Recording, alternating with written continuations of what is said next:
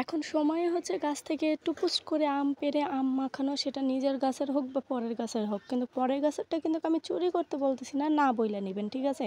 না বইলা নিলে সমস্যা নাই, কিন্তু চুরি করলেই সমস্যা। তো আমি আবার আমাদের ২ টা গাছ আছে, ওই গাছের থেকেই ২ টা আম পেড়ে নিলাম। আরেকটা আম পুক্কুকোনা বাচ্চা এই ২ টা পারছি জন্য ও আবার মানে রাগ করে সুইসাইড করলো যে, "তুমি ওদেরকে নিছো, আমারে নেও নাই?" তো ও যেহেতু সুইসাইড করলো, ওরেও নিয়ে নিলাম, কি আর করার? ওরে নিলাম মরার পরে, আর এ করে আমি নিজের হাতে মাইরা ফেলাইলাম। তো ২ টা আমি নিয়েছিলাম, কারণ ২ টা আমি এত বড় বড় আর খুব চালু চালু ছিলতেছি, তাই না? এইটাই আপনাদের মনে হইতেছে এত চালু ছিলবো, এত চালু ছিললে তো ভালোই হতো, তাহলে তো আমি এদের কাটাকাটির নামে যোগ দিয়ে দিতাম। এত চালু কিন্তু ছিলতেছি না, বুঝছেন? তারপরে দেখেন কত সুন্দর করে ছিলে নিচ্ছি না, আর এদিকে ছিলতেছি আর আম্মুর সাথে কথা বলতেছে। আম্মু বলতেছে, দেখ তো আঁটি শক্ত হয়েছে কিনা। তো আমি একটা ফেলটি দিয়ে দেখলাম যে হ্যাঁ, মোটামুটি ভালোই হয়েছে, শক্ত হয়েছে। অ্যান্ড তারপরে হচ্ছে এগুলো আমার কাটাকাটি করা শেষ, আর এখন তো ধুতে হবে। না ধুয়ে তো আর হচ্ছে কি বলে কুচি কুচি ঝুরি ঝুরি করা যাবে না।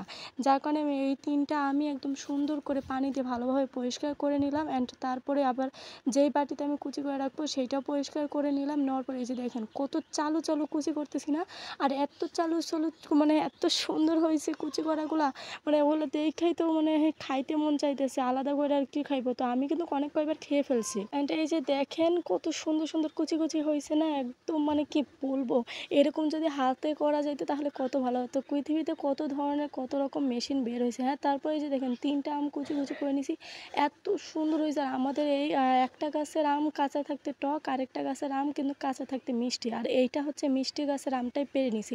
অ্যান্ড তারপর আমি এখানে একটু পরিমাণ মতো চিনি, লবণ, জিরা গুঁড়া ছিল না, তাই এমনি জিরা দিয়ে দিছি, আর হচ্ছে শুকনা মরিচ ভেজে দিছি। রসুনও ছিল না, রসুনও দেই নাই, দেখছেন? শুকনা মরিচ মানে এই ৩টা, এগুলো হচ্ছে কারেন্ট মরিচ। এত পরিমাণের ঝাল, এই ৩টা খেয়ে আমার ১২টা বেজে গেছে, কারণ আমি হচ্ছে ঝাল খাবার পছন্দ করি অনেক, কিন্তু ঝাল খাওয়ার পরে মজা বুঝি। মানে এত পরিমাণে ঝাল লেগে যায়, আমার ঠোঁট ঠোঁট একদম সব ফেটে যায় ঝালের ঠালায়, এত পরিমাণে মানে ঝাল লাগে।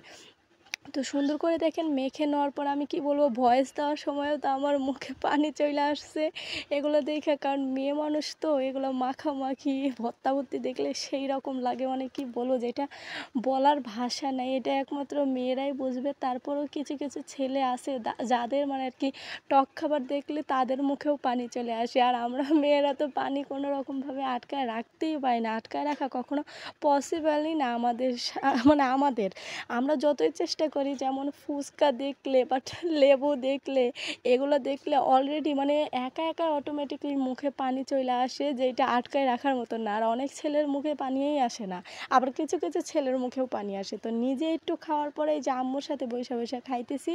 অ্যান্ড কে কে এই সময় আম মাখা খাইতেছো বা আম মাখা খাইতে বেশি পছন্দ করো, আর কোন কোন ছেলের হচ্ছে এই সময় আম মাখা দেখলে তাদের মুখেও পানি চলে আসে, তারা কিন্তু অবশ্যই কমেন্টে জানাবেন, ঠিক আছে? তো আজকে এই পর্যন্তই, সবাই ভালো থাকবেন। আসসালামু আলাইকুম।